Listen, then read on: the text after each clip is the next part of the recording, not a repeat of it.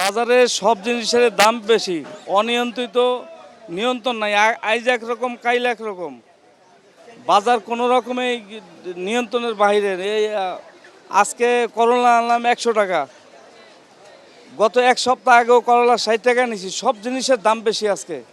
মুরগি নিলাম 320 টাকা করিয়া, এই মুরগি ছিল 280 টাকা, আজকে 320 টাকা নিলাম। সব জিনিসের দাম বেশি, দামটা বাড়ানোর কারণ নিয়ন্ত্রণ করতে পারতেছে না। গত সপ্তাহতে এই সপ্তাহ 20 টাকা বেশি কেজিতে, ব্রয়লারেও কি 10 টাকা বেশি, আর সোনালী মুরগিতে কেজিতে 20 টাকা বেশি। গত সপ্তাহের এই সপ্তাহ, গত সপ্তাহ ছিল কি যা তার চেয়ে এই সপ্তাহ 20 টাকা বেশি। কারণ আসা যাওয়ার প্রবলেম, বিভিন্ন দিক দিয়ে সমস্যা থাকতে পারে। কাঁচা মাল বাবা অ্যাকুরেট থাকে না, কাঁচা মালে বাজার একটু বেশ কম। মাল 10 গাড়ি বেশি নেমছে, মালের দাম কমে গেছে। মাল 10 গাড়ি কমাইছে, মালের দাম দাম করে বাইরে গেছে। এই হলো কাঁচা মালের সিস্টেম, এই হলো ব্যাপার, অন্য কিছু না। পাকিস্তানি সোনালি একই, এইটা পাকিস্তানি সোনালি কক একই জিনিস।